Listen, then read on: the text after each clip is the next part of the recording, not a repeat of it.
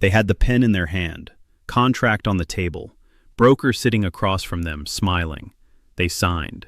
3 weeks later, they found out they'd waived their right to back out. Their $8,400 in earnest money was already gone, and the house had a drainage problem the seller had known about for 2 years. Nobody stopped them. Nobody said a word. I saw almost the exact same thing happen in Phoenix back in 2009. Young couple, first home, so excited they could barely sit still. Their agent walked them through the contract in about 12 minutes, flipping pages, pointing at lines. Sign here, initial here, sign here. What he never mentioned? There was a 24-hour contingency window buried in that agreement. 24 hours to raise concerns after inspection. That's it. They found mold in the crawl space on day 3. Contingency had already expired. I'm Frank Mitchell, by the way. Retired broker, 32 years in real estate. And I stopped staying quiet about stuff like this a long time ago. They closed on that house anyway. What choice did they have? Remediation cost them $22,500 in year 1. That was their entire emergency fund. Just gone. And here's what gets me. They weren't stupid, not even close. They were just trusting the wrong people in that room. Most first-time buyers don't read what they're signing. They trust the professionals sitting next to them. And that trust, that completely reasonable trust, ends up costing some of them 20 grand before they ever get the keys. If you've got a signing coming up in the next 30 days, don't move. Drop a comment if your agent has ever rushed you through paperwork. Because in 32 years, I watched it happen constantly, and the people doing it knew exactly what they were doing. What I'm about to show you, nobody sitting in that room will ever tell you themselves. Let me tell you what that contract actually is. It's not a formality. It's not paperwork. It's a legal weapon, and in most states, it was written by attorneys who were thinking about the seller, not you. You're handed this document at the most emotional moment of your life. You found the house. You love it. You're terrified someone else is going to take it. And in that exact moment, maximum excitement, maximum fear, you're asked to sign something you've never seen before. That's not an accident. There are 3 things buried inside most purchase agreements that first-time buyers can't explain after they've already signed them. First one, contingency deadlines. A contingency is your escape hatch. It says, if something goes wrong, I can walk away and get my money back. Inspection contingency, financing contingency, appraisal contingency. These are your protections, but every single one of them has a deadline. Miss that deadline by 1 day, and the escape hatch locks. Your deposit is now the seller's money, not yours. Most buyers have no idea when their deadlines are. I'm not guessing at that. I watched it happen over and over for 32 years. Second thing, as-is addendum language. When you sign an as-is addendum, you're telling the seller, whatever is wrong with this house, it's my problem now, not yours.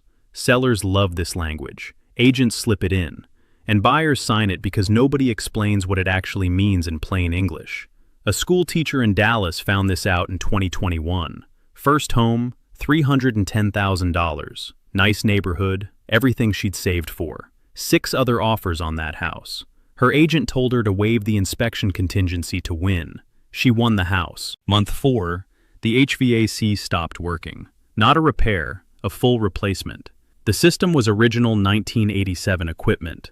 34 years old, $14,200. She called her agent, and her agent, calmly I'm sure, reminded her about page 7, the as-is addendum, the one nobody mentioned when they were flipping through the contract at the kitchen table. 0 recourse, nothing she could do, because she'd signed her rights away on page 7 of a document that got 11 minutes of review. And here's what I want you to sit with for a second. That agent knew what was on page 7. They knew. Okay, third thing, the arbitration waiver. This one's quiet, doesn't sound dangerous at first, but what it means is, if something goes wrong and you want legal action, you can't go to court. You go to a private arbitration process instead, one that heavily favors whoever has more money and more lawyers. That's usually not you. Now here's where it gets worse. In 2022 and 2023, waiving inspection contingencies didn't just happen occasionally.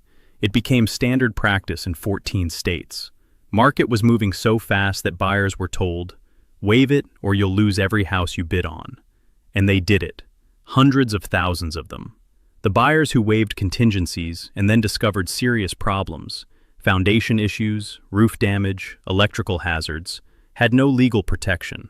None. Lost deposits averaging $12,000 to $18,000.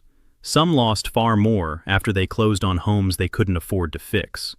This document right here is between 8 and 23 pages, depending on what state you're in. Your broker may spend 11 minutes reviewing it with you. I've seen it. I actually timed it once.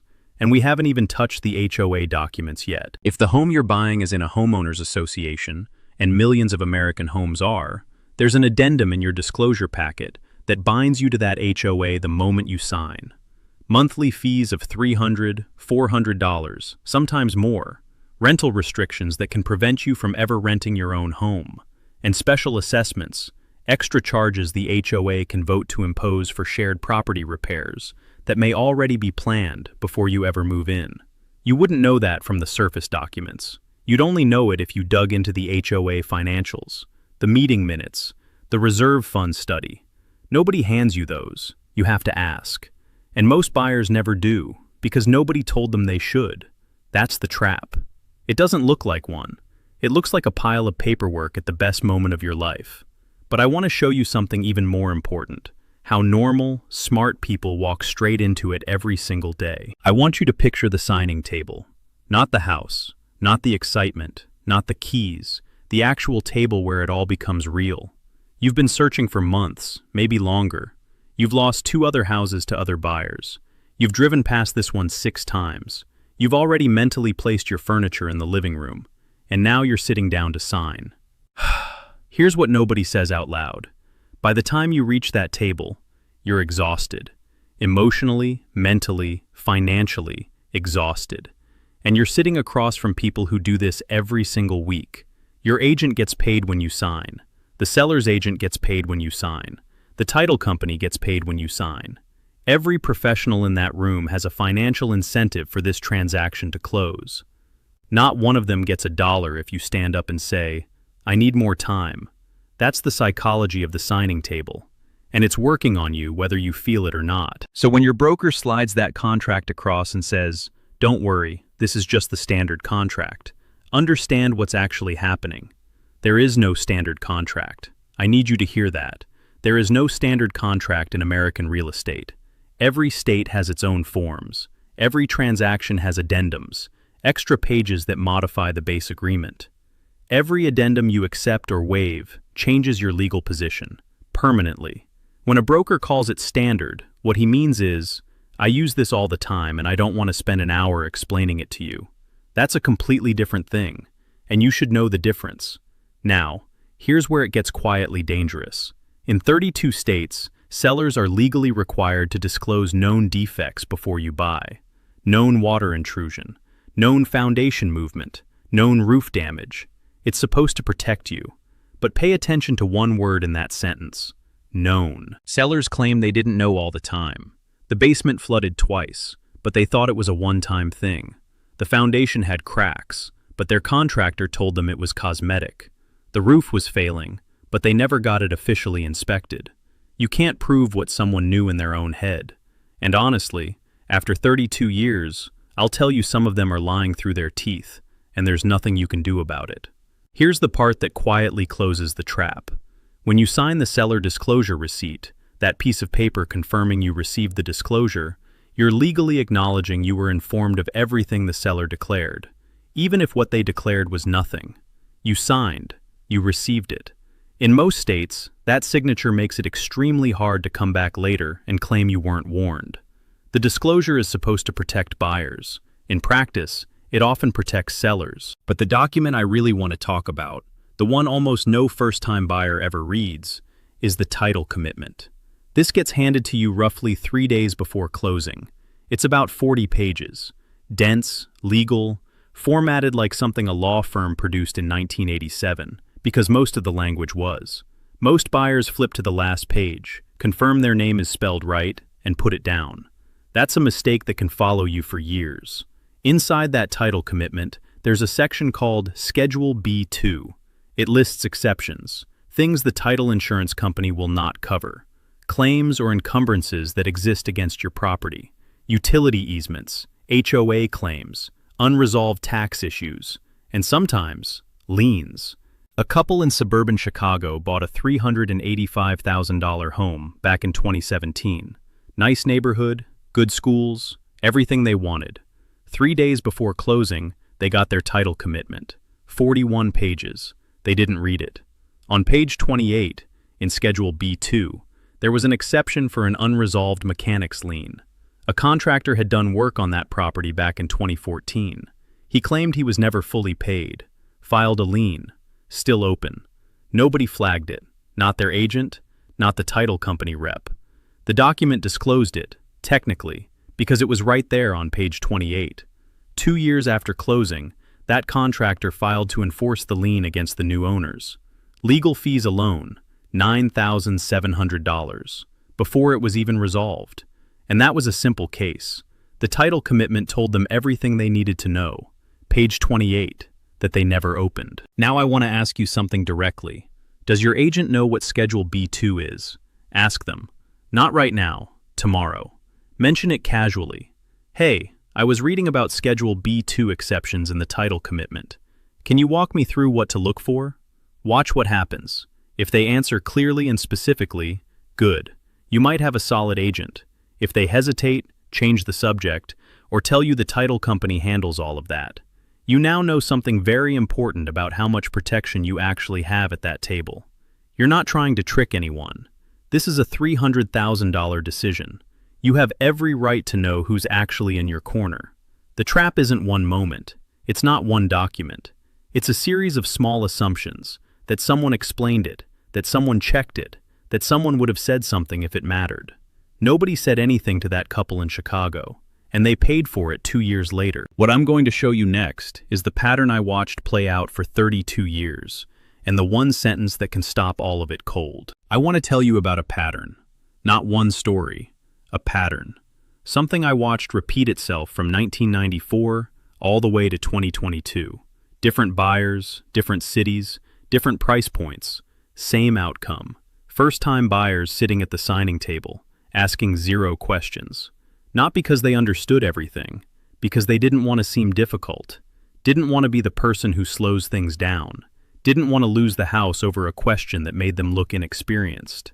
And underneath all of that, they assumed the professionals in that room would stop them if something was seriously wrong. Let me be as plain as I can about this. Nobody in that room gets paid if you walk away. Nobody. Your agent doesn't get paid. The seller's agent doesn't get paid. The title company doesn't get paid. The assumption that someone will protect you at that table, that right there, is one of the most expensive assumptions a first-time buyer can make. Now let me show you what this looks like in real money. You're legally entitled to receive your closing disclosure form 3 business days before closing. That document shows every fee, every charge, every cost. Federal law requires it. In 2023, the average first-time buyer arrived at the closing table with $3,200 in fees they didn't expect. Processing fees, administrative fees, courier fees, line items that seem small until you add them all up. Most of those buyers paid it anyway. You know why? Because their furniture was already in a truck. Their lease had already ended. They had nowhere to go back to, so they wrote the check. That's not a coincidence. I've watched people in this industry time that moment deliberately. They know exactly what they're doing, and they know you're not going to walk away when you're that close. Now, there's something I want to get into that I've never been comfortable staying quiet about. Dual agency. This is when one agent represents both the buyer and the seller in the same transaction, legal in 42 states, and it is one of the most significant conflicts of interest in American real estate. Full stop. I've sat on both sides of that table.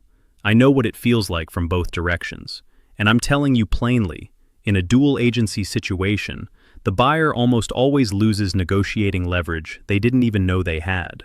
2003, Tampa, dual agency closing. The buyer was already purchasing at $4,500 over asking, already stretched thin. During negotiations, there'd been a verbal agreement for a repair credit. Seller agreed to cover $3,800 in electrical work. The agent forgot to put it in writing. Closing day came. No repair credit in the contract. Buyer asked about it. Agent said he didn't recall that conversation. Seller said the same. The buyer closed anyway.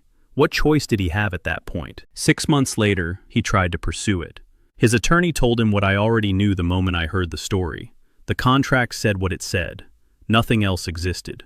That buyer paid $4,500 over asking price and lost a $3,800 repair credit in the same transaction. Over $8,000. Gone. Because one agent was serving two masters, and the buyer was the one who paid the price for it. Every time I tell that story, it still bothers me. Now I want you to write something down. I'm not going to repeat this. The single most powerful sentence you can say at any signing at all, is this: I need 48 hours to have an attorney review this before I sign. That's it. That's the whole sentence. A legitimate transaction will survive that every single time. The sellers aren't going anywhere.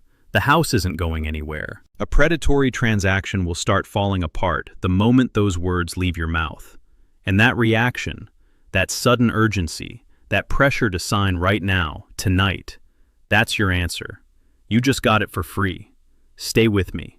Because what comes next is exactly what you do, step by step, before you ever pick up that pen. All right? Here's what you actually do. 3 things, non-negotiable, before any signing. First, request every document 72 hours before you sit down. Not the morning of, not the night before, 72 hours. If your agent pushes back on that, ask yourself why a legitimate transaction can't survive 3 days. Then, read everything, slowly, alone, without someone sitting across from you smiling.